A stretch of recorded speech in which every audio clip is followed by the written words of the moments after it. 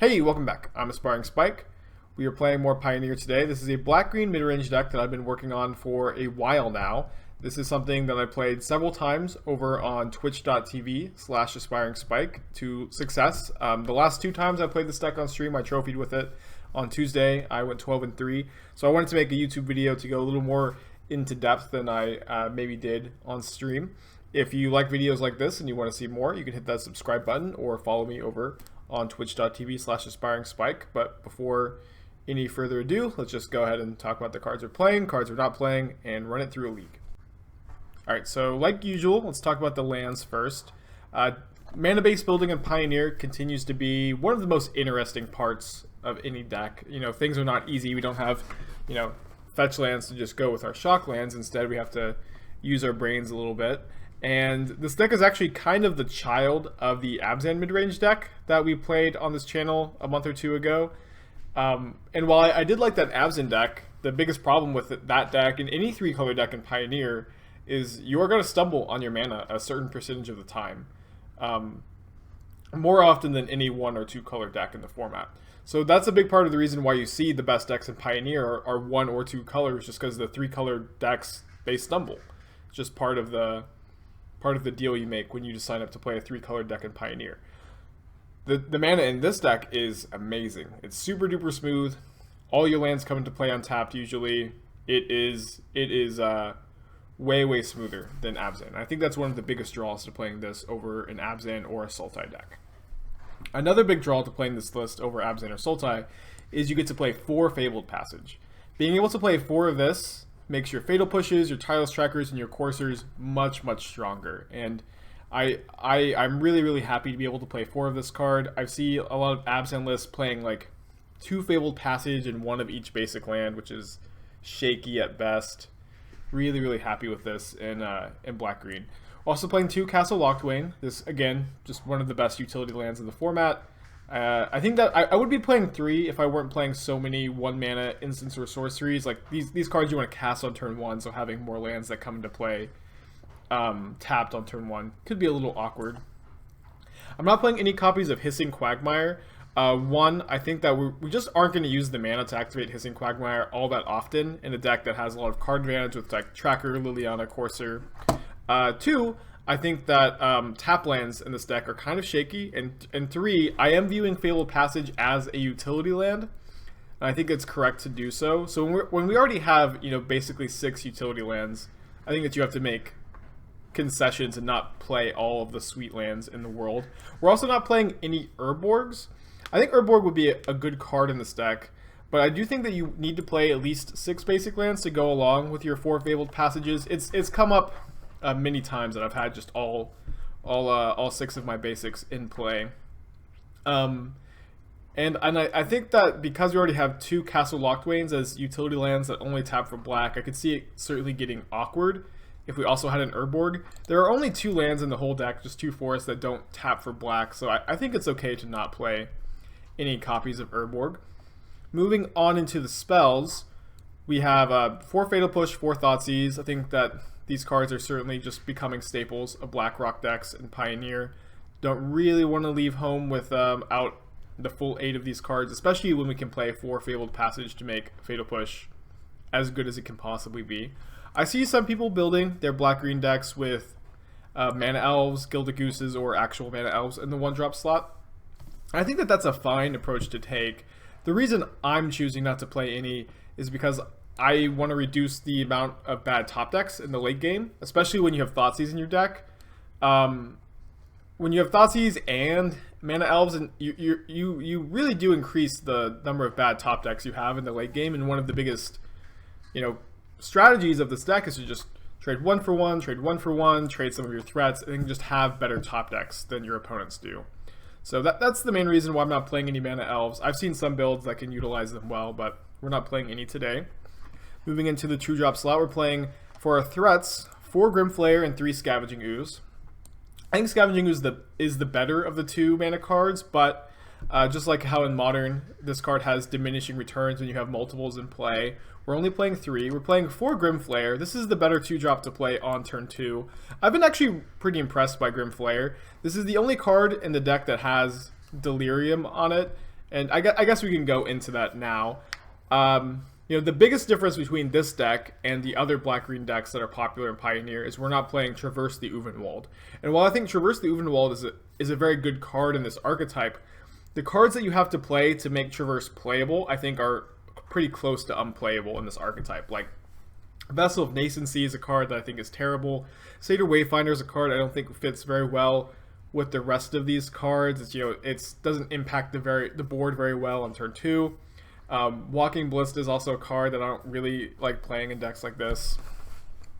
And when we don't have to play those bad cards, I think the deck just gets a lot better. So, of course I would play Traverse if the enablers were as good as they are in Modern, but they just aren't. We don't have Mishra's Bauble or Street Wraith or all the fetch lands in the world. But we are playing Grim Flayer, and I think this card is just good.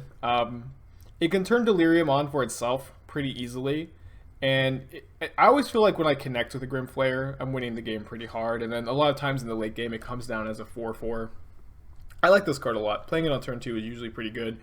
I've tried other things in the slot. I've tried Glint Sleeve Siphoner, and I've also played Aether Hub alongside the Siphoner, but I didn't like that nearly as much as I'd like Grim Flayer. So I've been pretty happy with this card. Moving into the 3-drop slot, we're playing 3 Tracker, 3 Courser, 3 Murderous Rider, and 3 Liliana. Just all 3 ofs, which might look a little weird, but I've actually played different numbers of all of these cards. I started off with 2 Lilianas and 1 Vraska Golgari Queen, and Liliana was really pulling her weight. I wanted to have a 3rd copy, so I ended up cutting the Vraska for her. I was playing 2 Murderous Riders for a while, but ended up going up to 3 to kill the bigger creatures, Rankul, Glorybringer, some of the bigger planeswalkers. I've liked 3. I could see playing 4, but again, the 3-drop slot is pretty clogged. And Tireless Tracker and Courser of Krufix play very well together. Excuse me. I've liked this split. This is such a very powerful card advantage engine in the mid to late game. I think you're really incentivized to have these cards be your value engine, especially when you can play 4 Fabled Passage. Also, I don't think I mentioned this earlier, but Castle Locthwain is really cool with Courser of Krufix because you can see the top card of your library and you can see if you want to spend the mana to draw that card. That's something that comes up a lot. We're playing 4 Questing Beasts, which might seem like a lot, but I feel very confident that this is correct. I was playing 2 for a while, then I was playing 3, and now I'm playing 4. And I find the drawback of this card being legendary is just not that big a deal, especially in a deck like this, where you're actively looking to trade resources. Because Questing Beast has Vigilance, Death Touch, and Haste, you can play it, attack with it, and then you can also block with it and trade it off very aggressively. You can just trade it off for your opponent's creatures and then play your 2nd copy. It happens all the time that I even will have 3 copies of this card in my hand, and I'll just be able to play it turn after turn after turn after trading 1 for 1 with it. I've been so impressed with Questing Beast. This card is incredibly impactful when it hits the board. It's a removal spell magnet. This card is insane. This card is very good, and I hope we can show this off today. And we're playing 1 copy of Murderous Cut. This card was a Tasigur for the longest time in the deck, and I thought the Tasigur was good. Basically, my thought process is the first Delve spell is pretty free in this deck, and it can be either Tasigur the Golden Fang or Murderous Cut. And with all the Glorybringers running around right now, I want it to be a Murderous Cut. So let's talk about the sideboard real quick, and then we can jump into some games. So in the sideboard, you might notice that we have a bit of a discard package to bring in. We have 4 Duress and 3 Davriel Rogue Shadow Mage. Davriel Rogue Shadow Mage is a card I've been very impressed by. There are 3 decks we want this package for. We want it for the Twiddlestorm matchup, Blue-White Control, and Eldrazi Ramp. I really do think that Davriel is the best card against the green Eldrazi Ramp decks. It just pressures their hand in a very real way, and it is also a clock against them. Going discard spell into either another discard spell or a Flayer into Davriel, I have found is usually enough to beat the green Eldrazi Ramp matchup, which is admittedly a bad matchup. And this is also a good package against Blue-White Control and against Twiddlestorm. We're also playing 1 Nissa Vital Force. This is a card I like in the mid-range matchups. I like it against Control. I like it against Twiddlestorm and Ramp because it is like a 5-mana 5/5 haste. I've had 2 for a while. I liked the 2 as well, but when I decided I wanted to play 3 Davriel, I felt like the need for the 2nd Nissa went down a decent amount. But I still have really liked Nissa Vital Force as a 1 of. It's a pretty quick clock and then can generate a lot of card advantage. because it ultimates the turn after it comes down. We're playing 3 Noxious Grasp. The green decks are still pretty popular, and I do like some copies of these against blue-white control as well. We're playing 2 Kalitas and 2 Ritual of Soot, kind of for the little creature decks. I've actually been really high on Ritual of Soot lately. I really like that this card can kill Lovestruck Beast. It can kill the Hardened Scales creatures when they get really big. It can also kill the Ensoul Artifact 5/5s when they get out of when it's not Darksteel Citadel. It can kill the Ensoul Artifact creatures.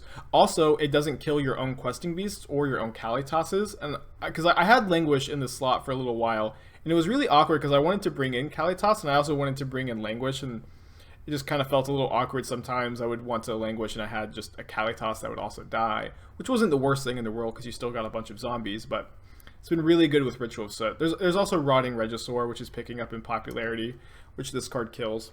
So I've liked Ritual of Soot as my sweeper of choice, and Kalitas, of course, is very good against the red decks, the small creature decks, and the graveyard decks.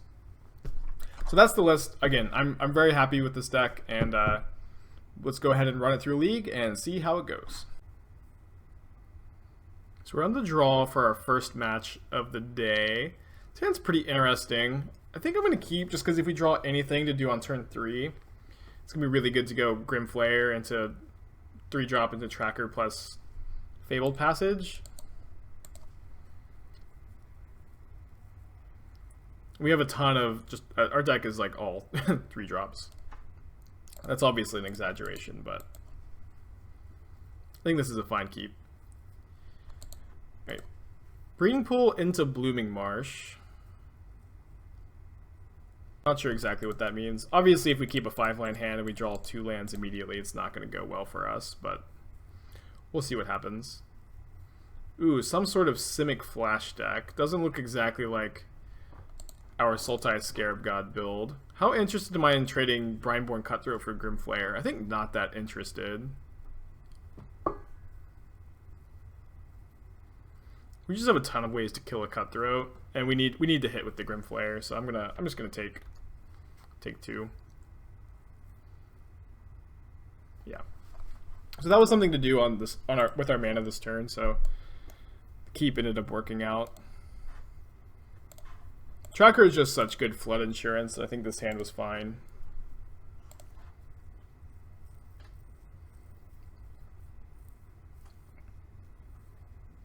I think I'm going to put the Flare in the graveyard, and then why don't we go ahead and draw Questing Beast, and then we can shuffle away the Abrupt Decay if we don't want to draw it.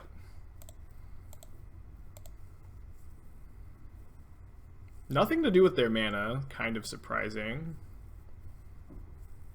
So next turn we can play Questing Beast if that's what we want to do with their mana, and then the turn after we can play Tireless Tracker and Crack a Clue. Or Tireless Tracker plus Abrupt Decay. There's a Reclamation. So I wonder if this is like our Sultai Scarab God list that's also just playing Cutthroats. We weren't playing Blooming Marsh. I think I really dislike the fast lands alongside Reclamation. Yeah, let's go ahead and play Questing Beast. I think I'm on board for this. It might just get countered, but I'd rather this get countered than our Tracker.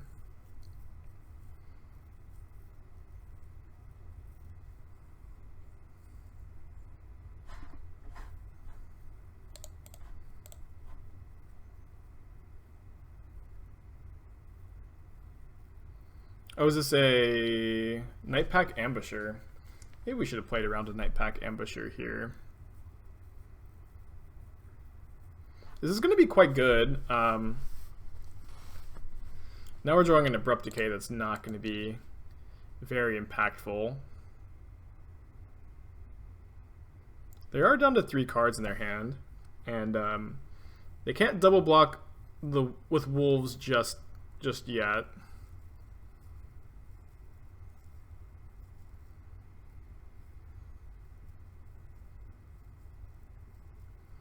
So they are going to float mana to ultimate price the Questing Beast, float blue-green, Growth Spiral, 1 card left in hand.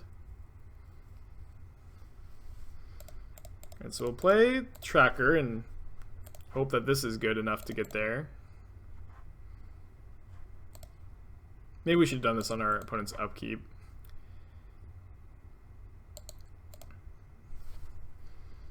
I think we're going to start sacking clues rather than like abrupt decaying wolves or using an abrupt decay on a wolf.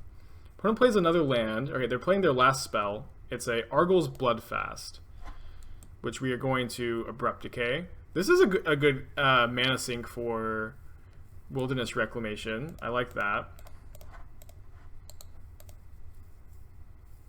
And now their Nightpack Ambusher is not going to get them a wolf. They do get to, you know, draw 2 cards here and untap with those 2 cards, but at least they don't get to draw more with the Bloodfast, and at least so they don't have a removal spell for the tracker, otherwise they would have attacked with both wolves there. I'm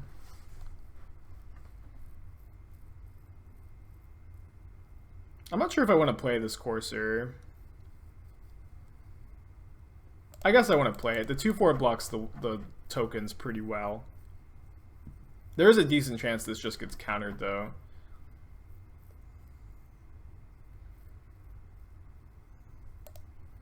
They cycle a Censor.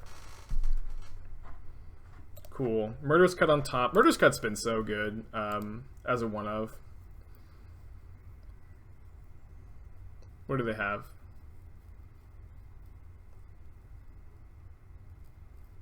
Looks like a removal spell. I imagine this is what they... So they should have... They let us get a clue token for kind of no reason here. Hopefully their last card isn't another Censor. There's a Fatal Push on top, though, so it's like... We're definitely casting this instead of playing around it.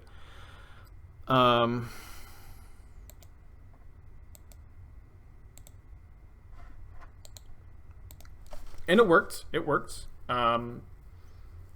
So kind of even. Like, our opponent has a lot more mana, but it seems like we have more gas than they do.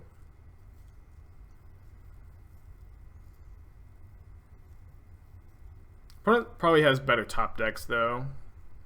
They Petty Theft the Courser. That's fine. We have a Fatal Push for the Brazen Borrower. Kind of think that their last card is not very impactful.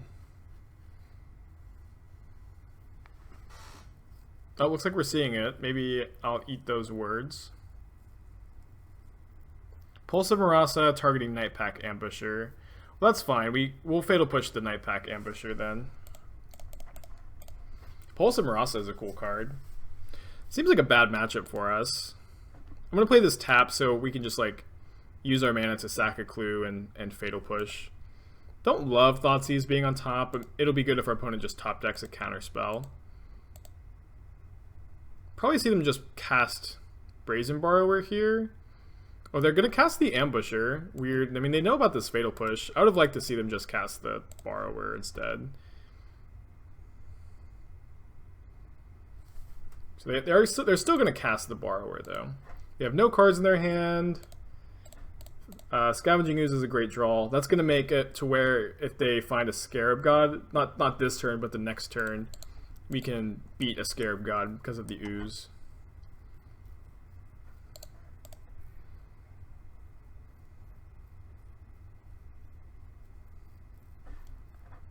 Right, they hit us for 3 down to 12. And then just F6 through their Rex. So we'll Thoughtseize just to see if there's a counterspell in their hand. There's not. I'm gonna sack a. I'll sack a. Maybe not. Yeah, we'll do it. We won't necessarily play the second Courser though. I think it's gonna be good to not play the second Courser. That way we can beat Scarab God. We'll leave 1 green up just in case they find a second Pulse of Marasa. Like, we won't eat... I guess we could just, like, eat both of their creatures, and then that won't matter. They drew a Censor, which they get to cycle. And then they made a mistake by playing Woodland Cemetery instead of Watery Grave. We knew about the Watery Grave, so they should have played that one, and now we don't need to fear anything.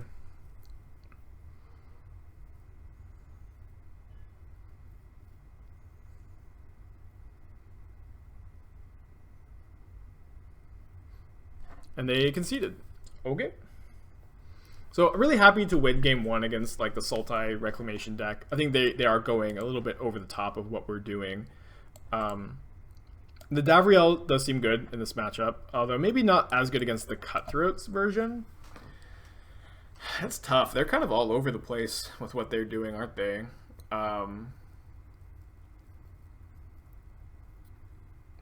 Fatal Push kills Cutthroat. Can kill Nightpack Ambusher and Brazen Borrower. Abrupt Decay kills Cutthroat, Borrower, and Argyl's Bloodfast. Liliana kills Borrower pretty efficiently. Okay, I know I want this Nissa. This is tough to sideboard in this matchup. I think we can trim a Fatal Push and trim like an Abrupt Decay or two.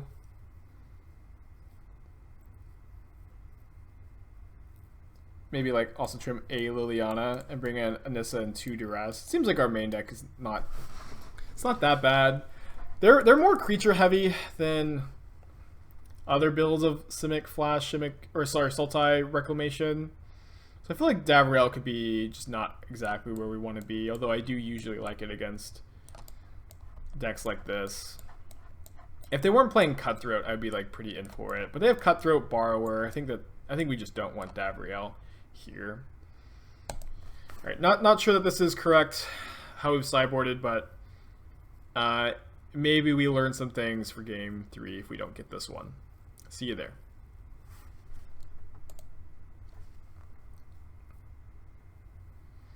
Keep this hand.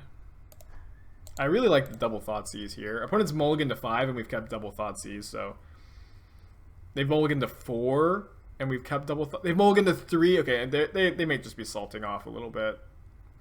I mean, we don't know for sure, but sometimes you just see people click mulligan over and over again.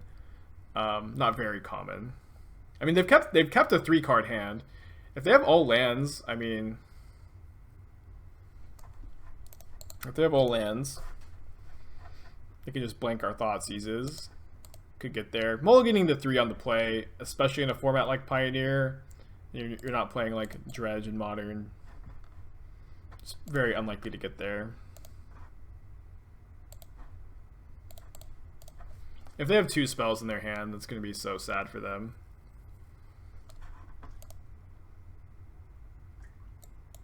Okay, they're down to 1 card. Okay, they have 1 spell, but we don't get to cast our other Thoughtseize.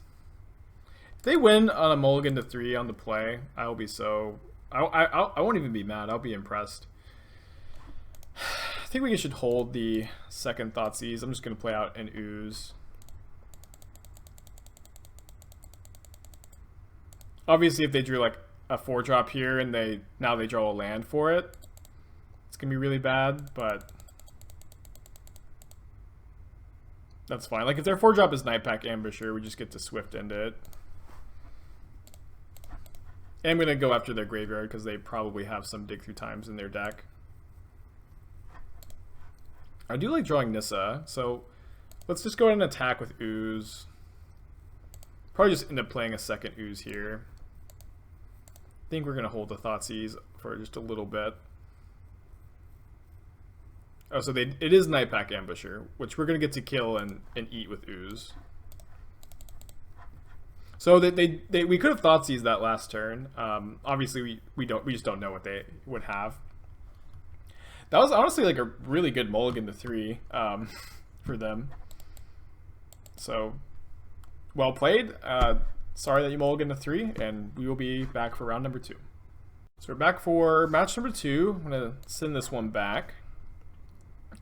Sounds fine. I'm going to keep it. I think we're putting back one of our basic forests. We only have 2 basic forests in the deck. We have both of them in our opening hand here. Our opponent is also mulliganing to 6. See if they want to go to 5.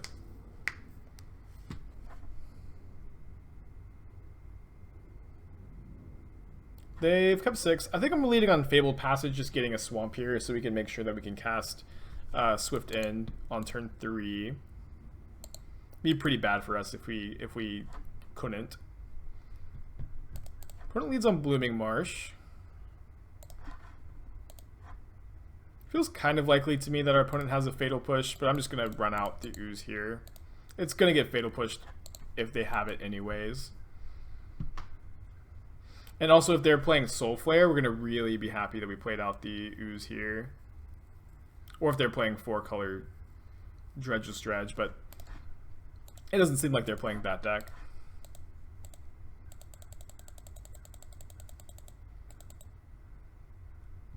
Seems like we're playing a mirror of some kind. Although I'm not sure what kind of hand our opponent would have kept if it was an actual mirror for them to just not cast anything yet.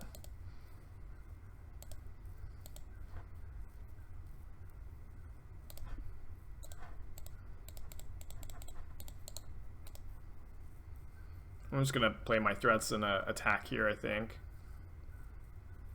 I don't think this is very likely. Oh, they killed the Ooze instead of the Questing Beast. So what that tells me is that our opponent is playing Soul Flare, and the Ooze was just was quietly very good here.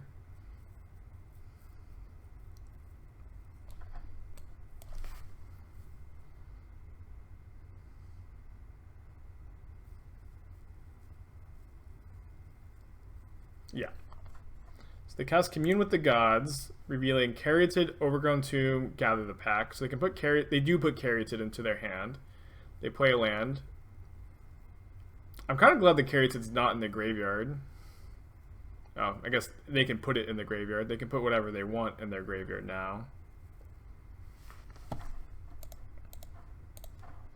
So we get to decay the Troll. They can discard the Caryatid and, you know, whatever thing else they want to. I kind of like just casting Murderous Rider here, I guess. I don't think it's really going to matter, but like we're not really going to have anything else to target. Spot removal is not very good against our opponent's deck. Really, our best way to win is just to Scavenging Ooze them, and they had a removal spell for our Scavenging Ooze.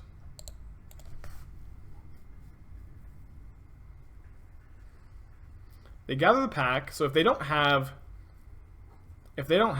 Soul Flare, they didn't find one off to gather the pack, they put Vampire of the Dire Moon and Gifted Aetherborn into their hand, but it looks like they just had the Soul Flare, which we can't beat. We cannot beat an indestructible flying hexproof double strike Vigilance Trample and lifelink with Vampire. So we'll make sure that they have it here. And we don't have outs at this point. So this is one matchup where Languish is better than Ritual of Soot, admittedly. There are certainly spots where you'd rather have Languish, and this is a big one. It's not a very good matchup at all, to be honest. We can try to get lucky though. I actually do like Duress in this matchup. I like Duress being able to target their graveyard dumpers, the Commune of the Gods, Gather the Pack, Grizzly Salvage. It's actually been pretty important, I think. The spot removal is pretty bad. I think they were going to at least cut... I guess a Fatal Push is just going to be better than Abrupt Decay for the most part. Unless they... Yeah. It should just be better.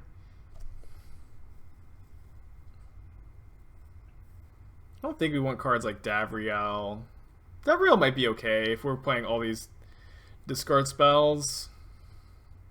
It's kind of bad if they just get to discard their, like, Zatalpas, though. We could play Nissa. And just, like, get in there. Yeah, I think I like that. Don't think I like Kalitas very much. Like, we're just not spot removing things.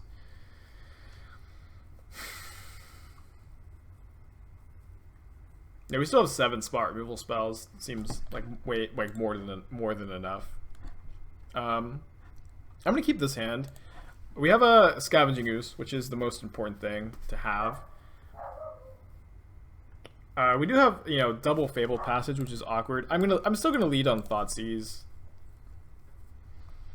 And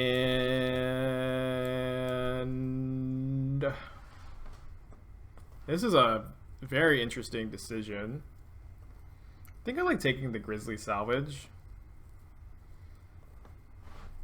Yeah, if we take a Soul Flare and they just like Grizzly Salvage over a bunch of stuff, it's so bad for us. And they can also just hit a Soul Flare off of their salvage. And then theoretically Scavenging Ooze can keep a Soul Flare in check. I'm going to play Grim Flare here instead of Ooze. Might be a little greedy. I think I'm on board. Oh no, forgot that they can just play Caryatid. We'll see what happens, I guess.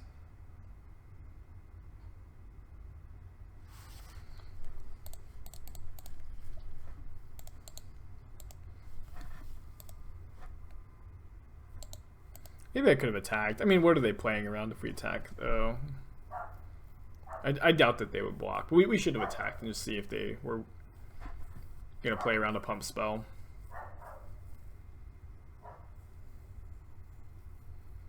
So it looks like they found a card that puts cards into the graveyard here. It's a Gather the Pack. They can put a Ronus, a Murderous Rider, or Commune with the Gods into their hand. So we'll probably see them put Murderous Rider into their hand.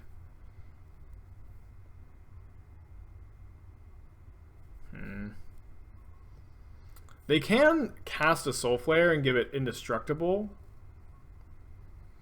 which is probably what they'll do. And they also have a Murderous Rider to kill the Ooze. But I think we can beat a 4/4 indestructible Death Touch lifelink. Like, maybe we can.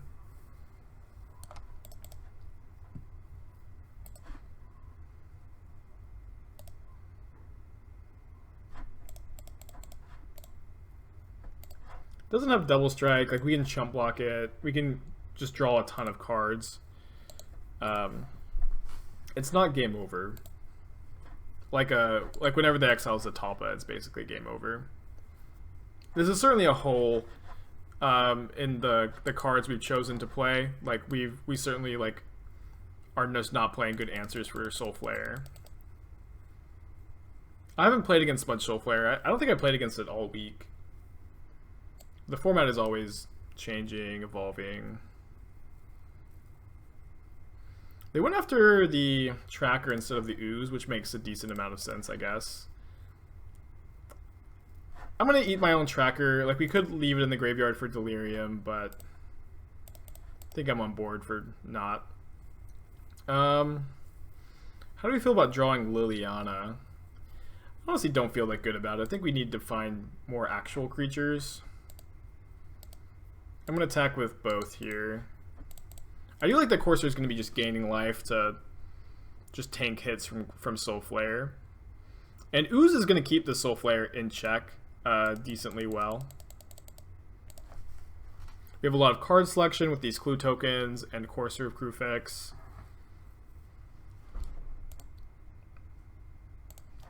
We might be able to overpower the Soul Flare.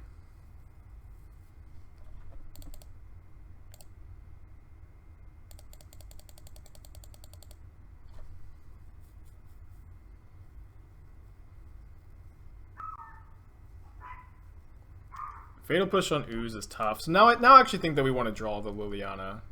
Oh, so maybe we should have eaten just a card from their yard in response because we weren't going to sack a Clue.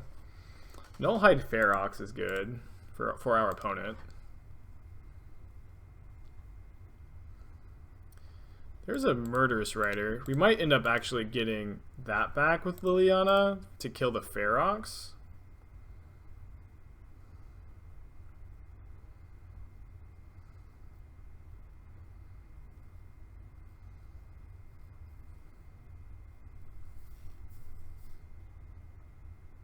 Ferox is pretty big. I'm going to take the Ooze. Just because we can cast it this turn, like after playing Blooming Marsh.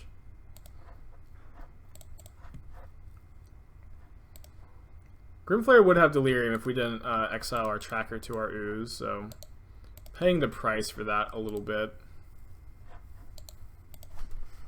We can triple block the Ferox and we lose 2 of our creatures.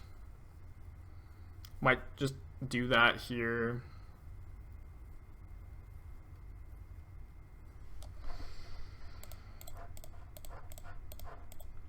Yeah, one nice thing is we can also start Liliana plussing on the Soul Flare to keep it just a little bit smaller. Does not have hexproof.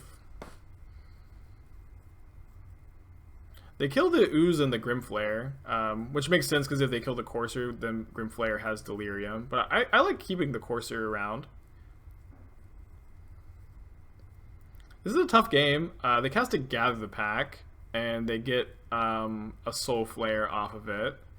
Right now, it'll just have Hexproof, which is probably fine. If we can find another creature here, we can just block.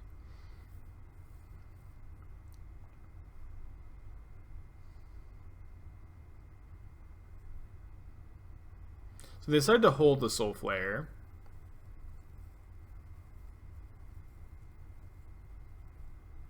I don't want to draw Duress, so let's shuffle.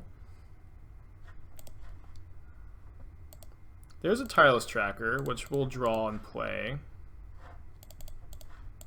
And then it can block the Murderous Rider after it gets a clue token sacked. Okay, I mean, if our opponent doesn't like put something terrifying into their graveyard this turn, we're kind of, you know, kind of okay. I guess they can attack the Liliana with Soul Flare, and then that's not very good for us. Ooh, Ronus is bad also. Tough matchup, tough matchup. Oh, they can pump the Murderous Rider.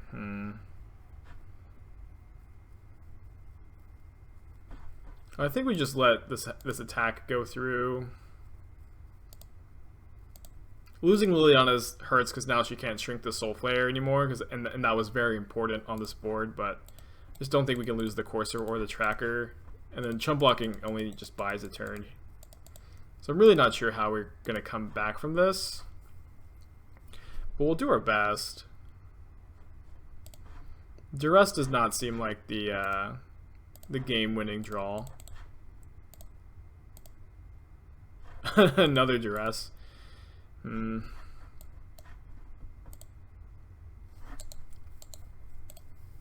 Yeah, now we're pretty dead. So tough matchup.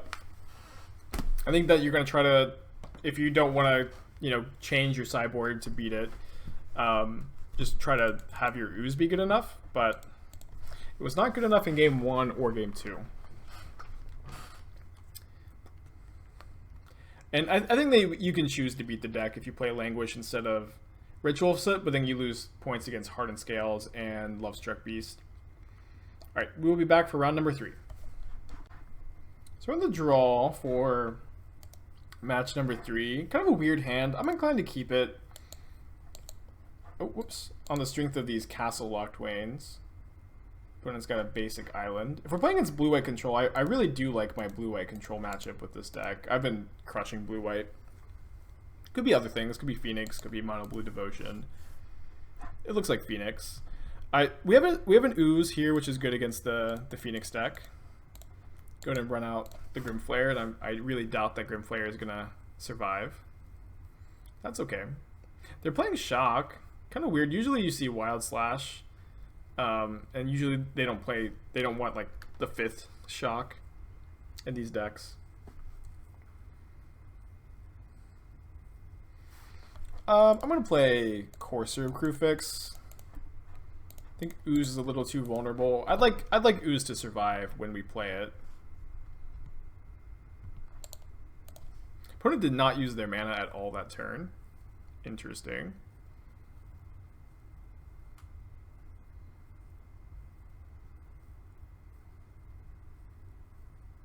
They're gonna cycle their Renegade Tactics on the Courser. Okay. So this is not Phoenix. This is like a Prowess deck. Well, I can't resist the value of playing Fabled Passage and Tireless Tracker. So we're doing that.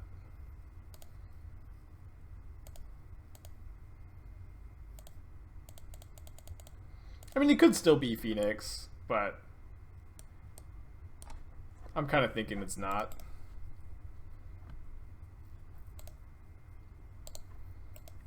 Don't hate that Fatal Push on top. Yeah, I think this is probably just like a prowess deck. I haven't seen many decks like this, and if it's prowess instead of Phoenix, that's going to be a way better matchup for us. I mean, Treasure Cruise is still going to be a really good card either way, but...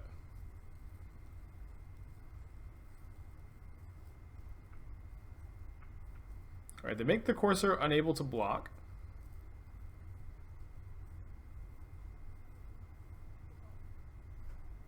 You play a Mountain.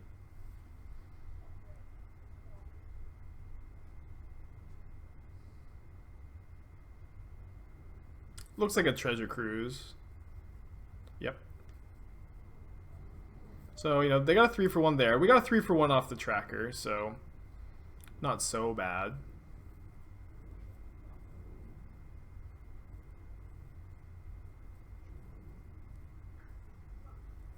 And they play a Swift Spear, which cannot block.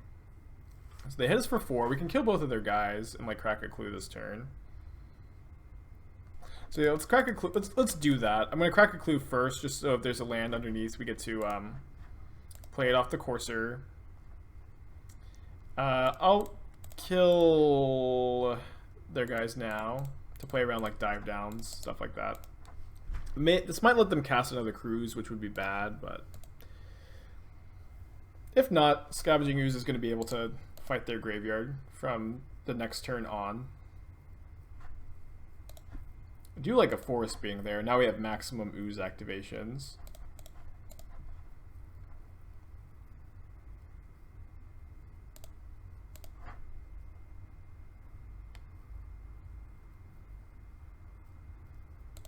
I've been thinking about a blue-red Wizards deck that plays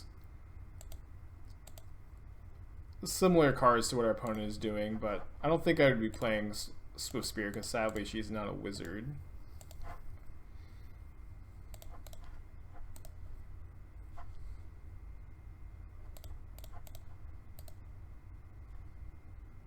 I'm not gonna eat the cruise yet, just because they can't play a land and cruise. So I'll just hold up the mana. They Wizard's Lightning my Ooze. So I imagine another burn spell is coming. Yeah, another Wizard's Lightning. So our opponent is a Wizard's deck. So I imagine they probably have Storm Chaser Mage too. I'm just instead of eating one of their cards, I think it's going to be better use of our mana to just sacrifice a clue.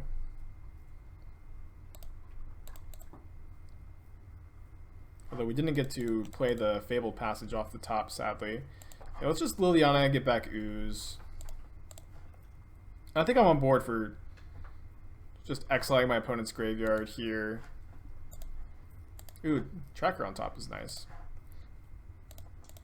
I think the main way we lose this game is if our opponent gets to cruise, and even though I think they can still cast a cruise here, if they... Yeah, but it spends 7 mana draw 3 is way worse than 5 mana draw 3.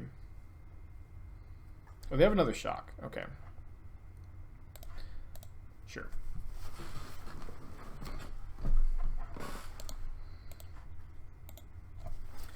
And even if they cruise here, we get to like Courser, gain 4 off Fabled Passage, get 2 clues. We'll be okay.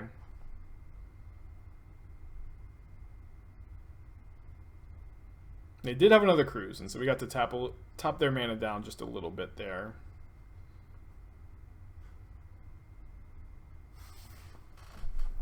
Oh, and Fabled Passage off the top too. Golly. Yeah, like I said in the deck tech, Fabled Passage, just like, the card is so strong with the other cards we're playing, and it's so hard to play Fabled Passage in your 3-color deck. So it almost feels like this deck is more powerful than the Abzan and Sultai decks, and your mana is also way better. Go to 27. Shrink the Soulscar Mage. I'm gonna go ahead and sack the clue now to play around another shock. And we're drawing more cards than the Treasure Cruise deck. Feels pretty good. The engine is online.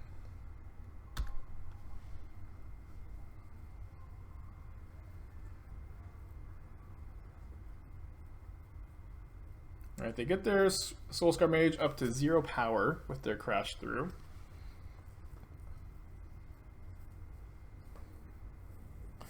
And then they Abrade Tireless Tracker. How busted would a 0 mana 0/1 prowess creature be? It would probably be pretty busted. So what about a 0 mana -1/1 prowess creature? I think that it's kind of bad form to print a creature with negative power, but it would be pretty cool. Alright, there's Treasure Cruise number 3. We can even just block the Soulscar Mage, though. And we're at 27. Yeah, opponents cast 3 Treasure Cruises, and we're still way ahead of cards, which is crazy. But this deck does generate tons of card advantage. And we're going to keep doing it. I'm going to get my tracker back.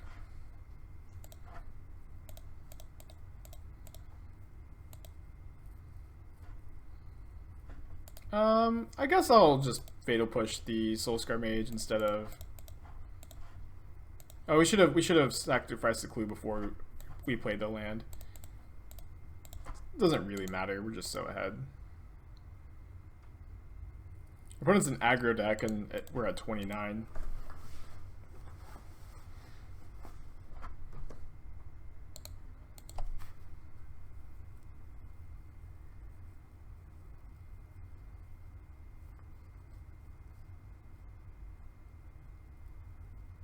This matchup seems just very, very good for us.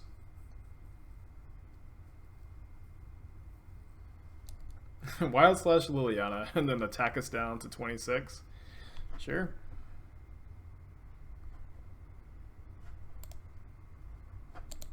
Should have auto-yielded to these like a long time ago.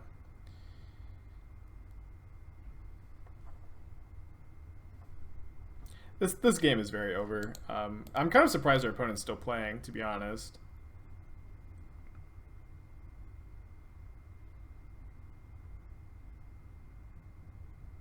I guess they could draw their 4th cruise into like... I don't know. I guess Crackling Drake they could think is an out here.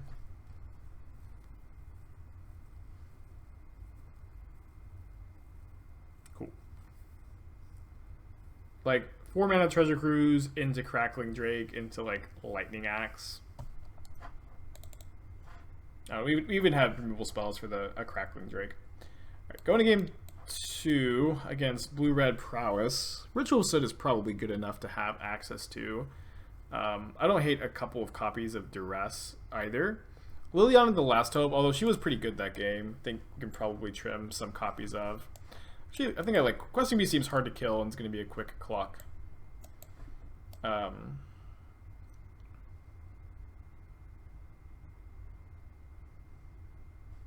Grimflayer also seems kind of vulnerable. We'll play 3 Duress. I think I like this split. Go ahead and go to game 2. Okay, so we are on the draw here for game 2. This hand needs to have 2 lands and the top 4 cards of its library for it to be good.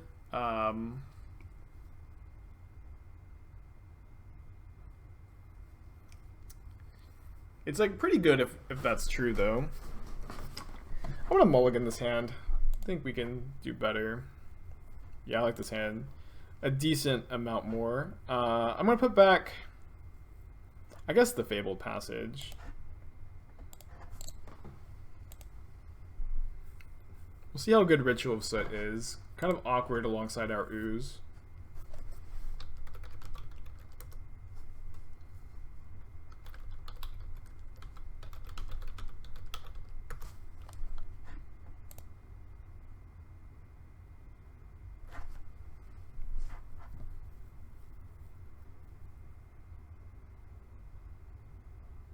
Opponent decides not to attack. There's likely a misclick there.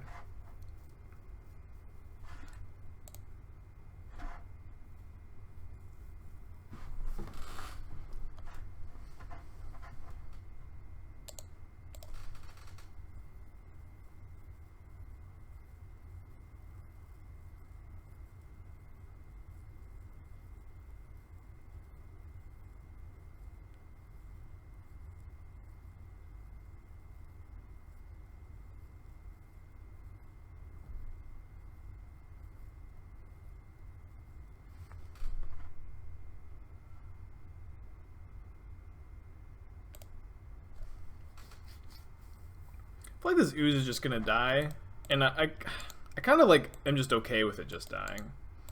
Just trading resources and then getting a Ritual of Soot off, and I also kind of think that playing the ooze might make our opponent commit more creatures to the board, which is something I'm interested in doing. It's also going to make Murderous Cut a little bit easier to cast.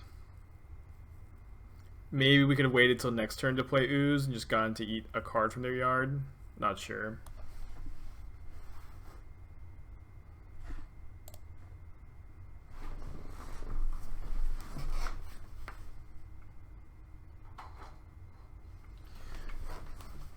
Getting kind of bright. Okay, I don't mind the Thoughtseize here so much. We do need to find a way to get some of our life total back with another ooze or a Courser. Opponent's hand is terrible. I'm going to take Renegade Tactics. Would love for them to draw another creature here.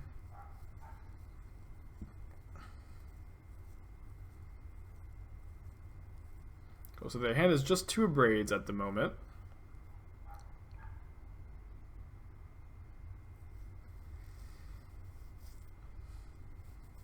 I think I like just playing Questing Beast. Like, their hand is 2 Braids. Actually... yeah, I don't want them to double Braid the Questing Beast and then get in for 3. I'm just going to hold up Murderous Cut.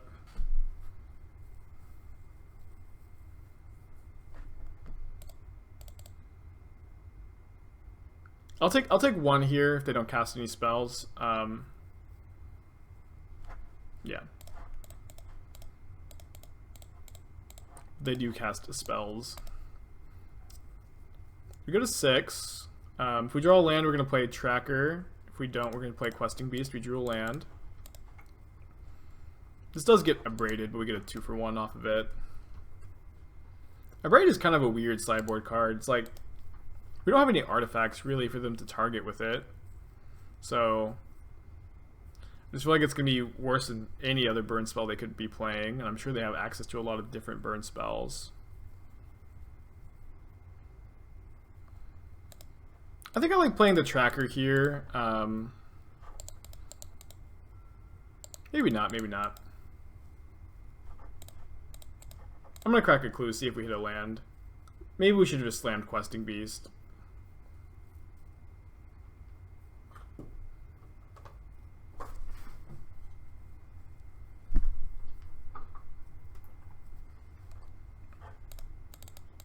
I'll just take my 2-for-1 again, and then continuing to draw cards in this way is going to get us closer and closer to another life gain spell, an ooze or a Courser. And I think if we draw an ooze or a Courser, it's going to be incredibly difficult for our opponent to win here.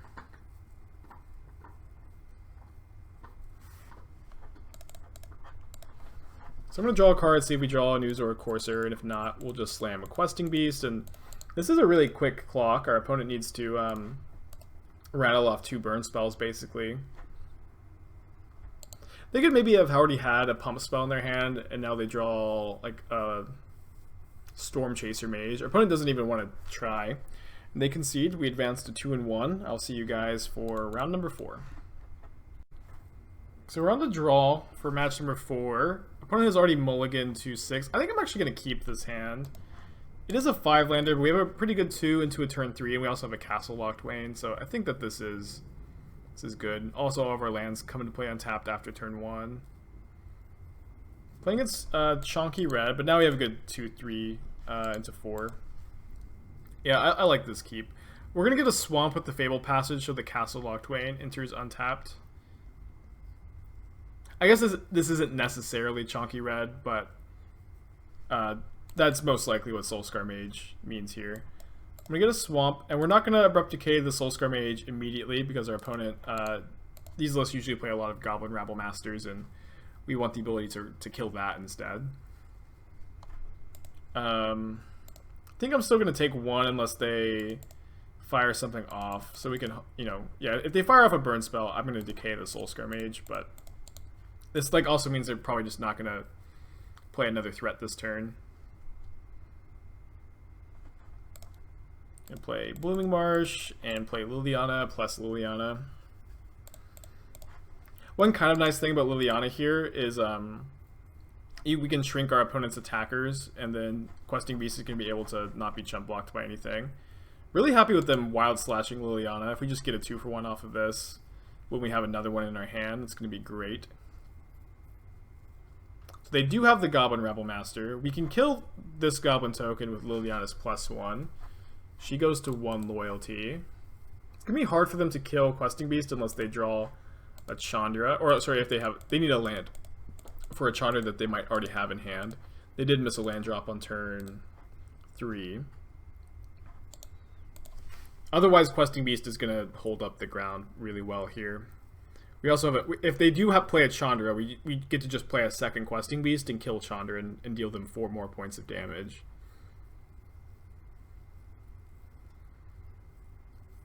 If they attack with the Rabble Master, I'm going to block, and then trade their burn spell and the Rabble Master for Questing Beast, and we just have another Questing Beast. Kind of exactly what I was talking about in the deck tech, where Questing Beast dies like pretty frequently, but also impacts the board when it enters the field, and then you get to just play your second copy. Although drawing Abrupt Decay, I think I'd rather play Liliana, take up on the token, and then decay the Chain Whirler. Chain Whirler isn't the most common card for these decks because they like to play Mutavault. Playing Mutavault also allows them to play the card that steals things. What's that card called? The 3/1. It's an Eldrazi. They have to pay colorless mana to do it. But they play that card in their sideboards, usually. They didn't play Chandra. I feel like if they had it, they would have played it. I'm going to plus Liliana, and we're just going to play both of our threats. Looks like, yeah, we have Delirium for our Grimflayer, so we'll go ahead and just cast the Questing Beast first. They could still have Glorybringer in their hand, which would be bad, but maybe beatable. Glorybringer is very good against our deck. You have to be very mindful of Glorybringer in this matchup, like holding mana up for it on critical turns. It's a big part of the reason why we're playing Murderous Cut over Tasigur.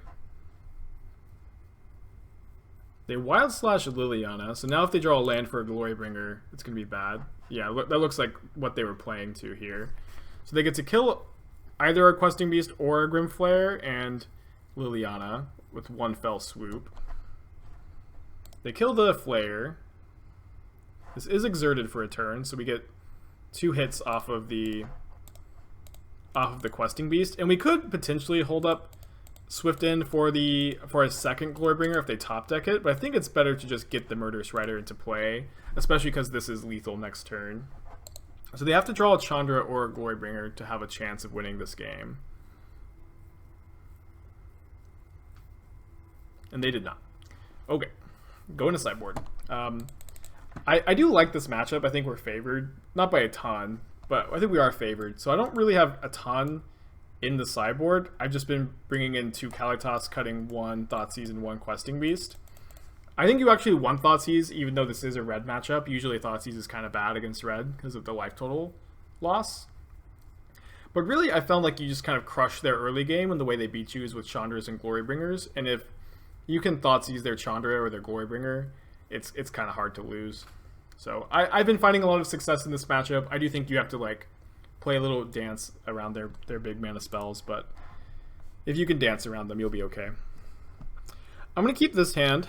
Why don't we put back the Grimflayer? I think Grimflayer is pretty vulnerable in this matchup against all of their Bone Crusher Giants and Shocks and the like. And I think Courser is going to be quite good.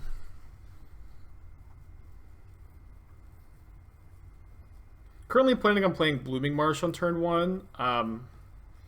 Although I think I might not, if we don't draw a third land, I might not Fatal Push like a Karizev or a Soulscar Mage on the first couple of turns. So that way we can Fable Passage and Revolt to kill a Goblin Rabble Master on turn 3. I feel like that's often like killing the turn 3 Rabble Master is usually really important. If our opponent plays any burn spells here, I'll probably just push the Soulscar Mage though. Tormod's Crypt is a card I would not have recommended to sideboard in against us. It doesn't seem that good. Alright, I guess I'm going to push, though. I do like drawing Thoughtseize this turn. So they have a Glorybringer, a Goblin Chainwhirler, and a Wild Slash. We have a Swift End for the Glorybringer. They're also like 2 lands away from it.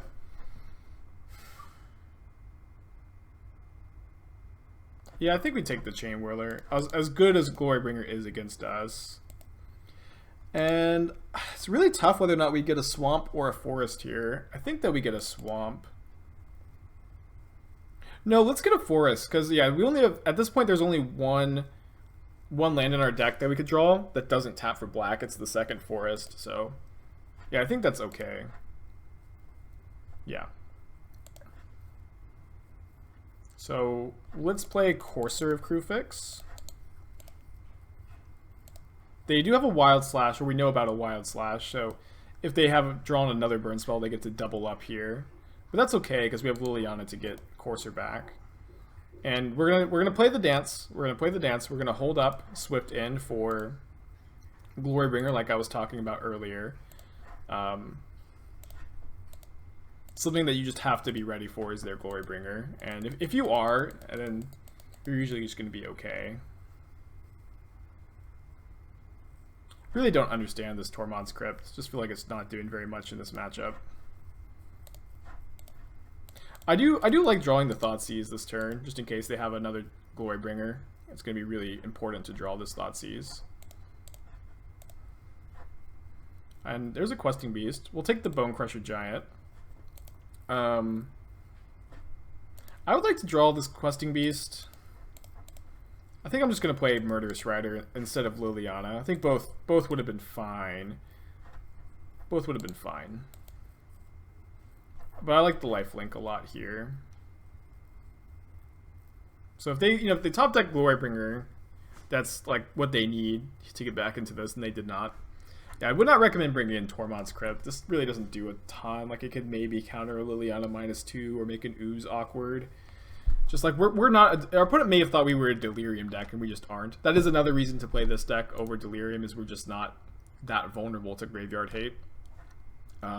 We're 3-1. We'll see if we can pick up match win in round number 5. Lost to a pretty bad matchup with Soul Flare, but other than that, we haven't dropped a game. So we are on the draw for match number 5. Our hand is pretty good. Going Thoughtseize into a Grimflayer is usually a strong start. Opponent has excellent choice in their basic island art. We're gonna go ahead and lead on a Thoughtseize. I feel like unhinged islands always make me think we're playing against blue-white control, and we are. We're just playing Disallow, which is not something I think is very good.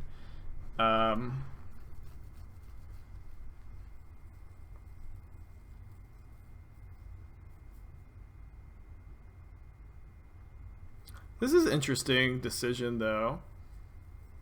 I honestly kind of like taking Opt, because they are Landlight here. We have an Abrupt Decay for the Teferi. We can play around Censor. Disallow is also something I think we can play around. And if we take the Opt, I also think they're kind of likely to cycle their Censor here, so we don't have to play around it. They did not cycle their Censor, which is interesting.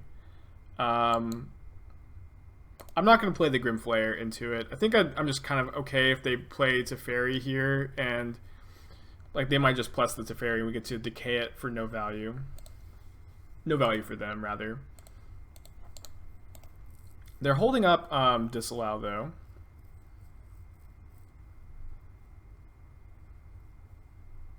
Oh no, they decided to play their Teferi and plus Teferi. Okay. So now we get to decay their Teferi and they get no value out of it, which is always a good feeling.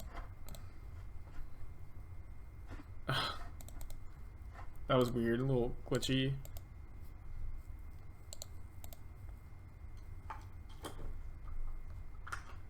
So now the only card we know in our opponent's hand is this Disallow, which I'm going to run the Grimflayer into, not the Tracker. We are flooding out a little bit here. We need this Tracker to resolve. Or, hit with Grimflayer, I guess. they absorb. So they're playing a split of absorb and disallow. I think they should have used disallow instead of absorb, because now we know about that card in their hand. Sorry about the chewing. Athena, my dog, is munching on a toy. So I'm not going to run out either spell into a counterspell this turn. Next turn we can play Tracker, and if they don't do anything... Oh no, they can cast Dig Through Time? That's really bad for us. We can play Tracker next turn into Liliana, get back Tracker after they counter the Tracker. This is a matchup I like a lot. I think we're favored against blue-white control, but game one is harder because you have all these Thought Seizes, and Abrupt Decay has targets, but it's not... Oh, so you have all these Fatal Pushes, and Abrupt Decay has targets, but it's not great. But games 2 and 3 you just get way better. You have all these Duresses and Davriels. Davriel particularly is just quite good in the matchup. Liliana is good here, assuming they don't have a Censor. If they have a Censor, we're kind of done for. Yeah.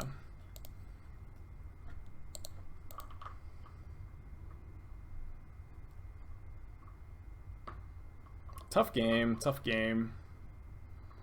Alright, we'll pack it up here if we draw a dud. It's hard to just let Teferi be in play for too long. This is pretty close to a dud, but I won't concede.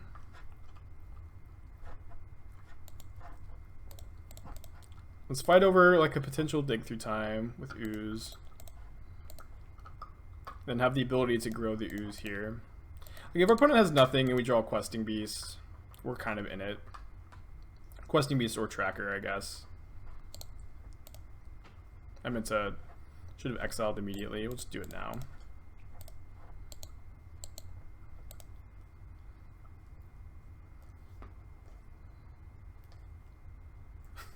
Supreme Verdict away the Ooze, sure. Alright. I'll pack it up. Really hard to beat Teferi from this point, especially when they're getting 2 castle tokens a turn. Things get way better for games 2 and 3 though. I usually go -4 Fatal Push, -3 Abrupt Decay, -2 Scavenging Ooze, +4 Duress, +4 Davriel, and 1 Nissa. And the matchup feels really, really good with all these cards. So, that's how we sideboard. I will see you guys for game. So we're on to play here. This hand's really good. Duress into Grimflayer is just a phenomenal start in this matchup. Kind of like Thoughtseize into Dark Confidant, right? So our opponent has a hand of all 3 mana spells here. They have an Absorb, a Detention Sphere, and a Narset Parter of Veils. I honestly don't really care about any of these cards. I think I would just like to take the Detention Sphere so they can't Detention Sphere my Flayer. And they'll have to find another proactive answer to it, or reactive, or whatever. Davriel is going to be insane next turn. We saw that they did not have a counterspell for it in their hand, and most of their counterspells are 3 mana, so getting to Davriel on the play is such a big game.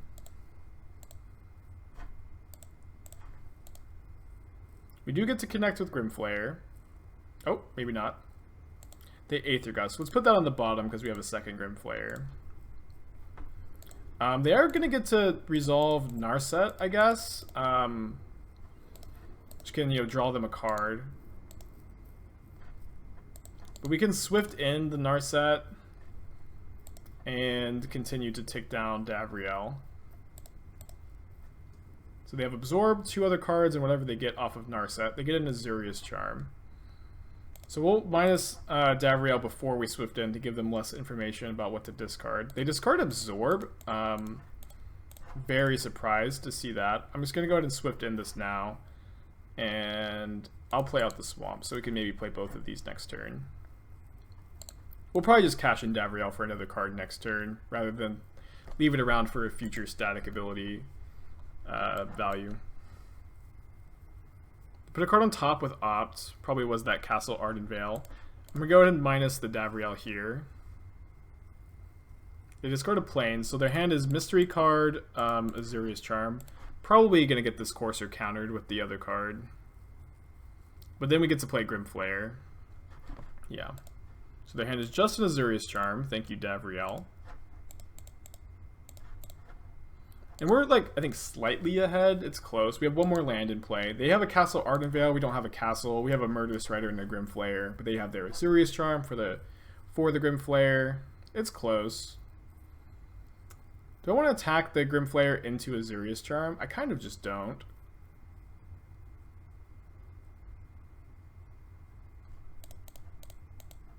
Yeah, I kind of just don't. We'll play Murderous Rider. I would like the ability to, like, have a big top deck. And, like, there's also a good chance they cycle with Azurius Charm. Supreme Verdict would be bad, but we have no reason to suspect. Now we can Thoughtseize and maybe dodge another Azurius Charm or a Settle the Wreckage. Something like that. The pause here makes me think they're going to Aether Gust Grimflayer in response to this Thoughtseize. Yeah. I'll put it on top. I'll take a Monastery Mentor here. It's kind of scary. Seeing Monastery Mentor means maybe... We also have seen Detention Sphere. I think that I'm on board for bringing in at least the third Abrupt Decay on the draw.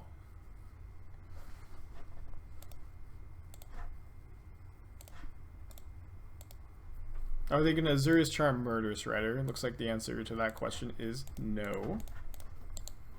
So they still have Azurius Charm and Mystery Card. Are they going to cycle? I think they probably should. Cast out, sure.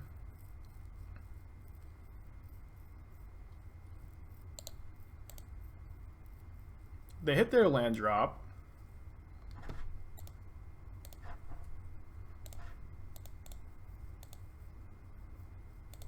They're going to take it. Looks like they're going to plan on making a castle token. Could certainly use a big draw here. Tracker, Nissa, Davriel, Liliana, Questing Beast. We just have a deck full of bangers right now. Ooh, Narset was really good for them. Into Teferi, Hero of Dominaria. We're falling behind.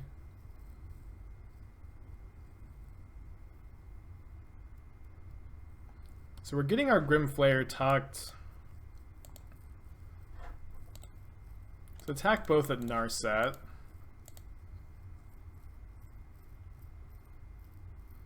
We're going to Chump Block and Azurius Charm.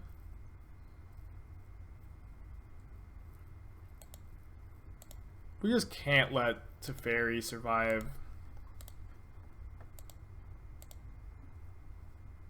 I'm playing Fabled Passage just in case I end up wanting to shuffle with the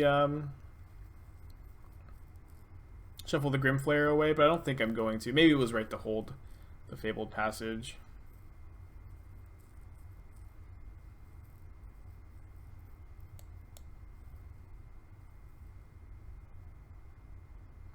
Reveal a Jace Architect of Thought, which is also very good. They minus on the Murderous Rider. Very surprised to see that. So yeah, let's Swift into Teferi. We know they have a Jace in their hand, but if we play Grimflayer and Murderous Rider this turn, we're going to have, you know, a decent amount of pressure for those cards. Kind of just surprised to see that minus there.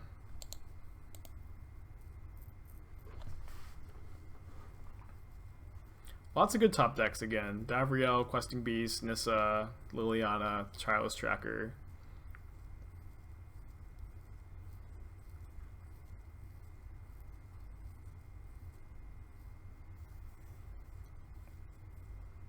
So they decide not to play their Jace. Let's go ahead and just attack. I'll send the Murderous Rider at Narset. It's pretty bad for us if our opponent can find their Gaia Reach and then lock us out of the game. So it looks like they're planning on activating their Castle Vantress. Certainly graveyarding the Forest here. I guess if they play Jace, we would rather draw Questing Beast. So why don't we just keep Questing Beast on top and Murderous Rider underneath that.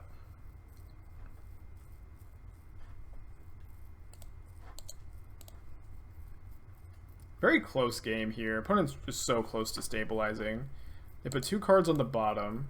The only card we know about in their hand, I believe, is this this Jace. They're playing Temple of Enlightenment. I don't like temples very much in a deck full of all these castles. And I'm not going to play Questing Beast because our opponent's looking for a Wrath. I think it's right to hold our hasty friend here. Might end up graveyarding this Murderous Rider if we get to connect. Yeah, we'll put it underneath the Nissa, but I'm going to draw Nissa next turn. Any reason to play our land? Not one I'm seeing, so. They're looking for a Verdict still. If they draw Lyra, we have, you know, a turn to, like, it takes a turn to draw the Murderous Rider, but we'll get to draw it. They play the Jace out. I'm a little surprised to see this come down. I guess they might just be out of juice.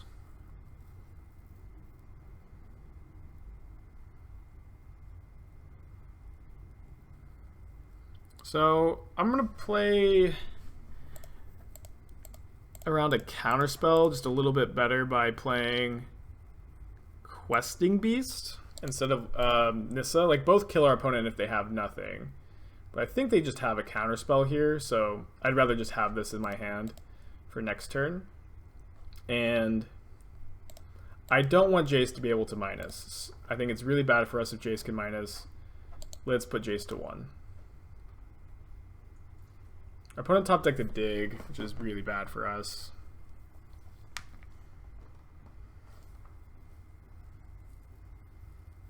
A foil Dig Through Time. Yeah, that was an insane draw for them.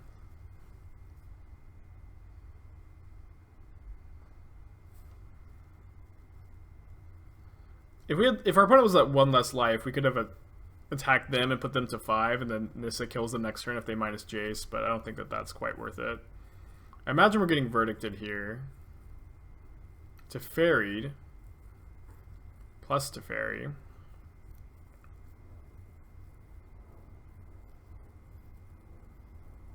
Smelling a counterspell.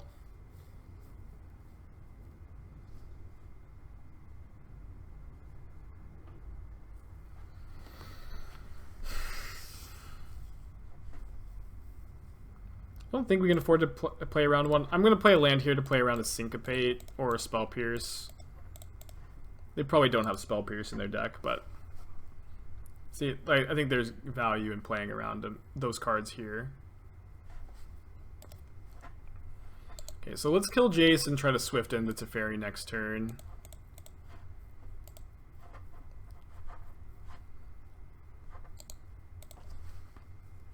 Tough stuff. I do usually like this matchup, but sometimes their draw lines up well against yours, of course. Welcome to Magic, right? Okay, let's start this turn off by attacking my opponent with, or sorry, attacking Teferi, Hero of Dominaria, or Teferi Time Raveler. Oh, dang it! I meant to attack Time Raveler. That was a mistake. All right, I'm gonna bait with Liliana the Last Hope, which I think that they'll counter if they have a counter spell. This looks like a bad for us. They're probably just gonna flashback Dig Through Time. They didn't. I don't think we could have ever beaten a Dig Through Time flashback here. Does their opponent is their last card another counterspell? Probably not. If it was another counterspell, they would have just used it and then gear hulked back the dig. So we're still alive, but we're super behind, of course. Their last card is another Dig Through Time. Yeah, we're dead. We are dead. Tough stuff. Again, I like this matchup. Sometimes it doesn't work out.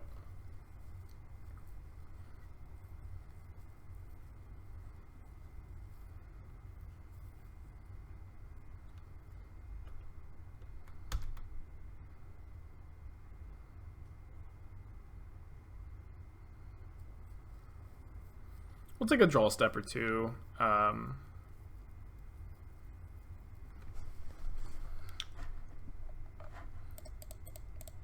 But opponent didn't even minus their Jace. They very likely have a handful of counter spells. Get a minus, get back Questing Beast.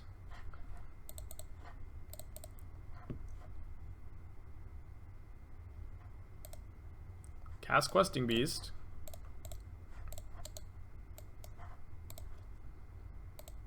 Attack my opponent. See if they want to trade off Torrential Gear Hulk, or if they want to cast a spell, they put it on top of our library.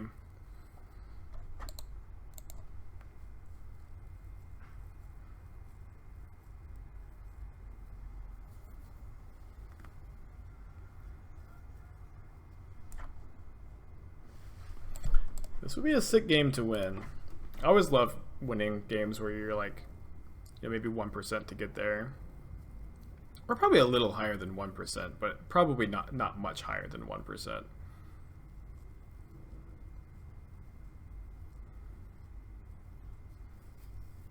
So they have an answer to this Questing Beast in hand, I'm sure. Can't imagine they would.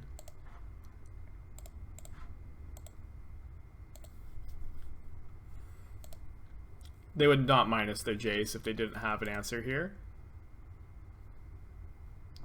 We're in the blocker step. They're just going to give us a little bit of hope for no reason.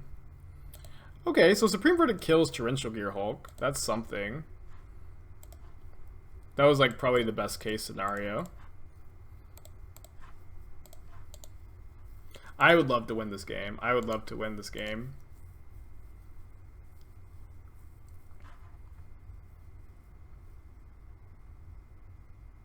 They scry on their upkeep. They put one card on the bottom and one card on top. They bounce Grimflayer with Teferi Time Raveler. They plus Jace. Are they going for a Jace ultimate? I mean, it looks like they are. I'm going to cash in Liliana. I think I'd rather them counter the Questing Beast than the Swift End. Just because, like, this represents so much card advantage. Huh. Our opponent has one card in hand. We have, you know, they have two castles, but we have two Murder Striders and a Grimflayer. We're behind still, but we're doing way, way better than we were doing. Oh, is their last card a Censor? Oh my gosh. Okay. Bummer.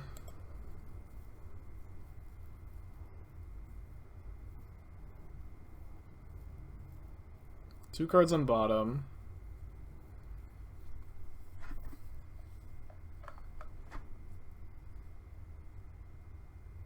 And they drew the Teferi.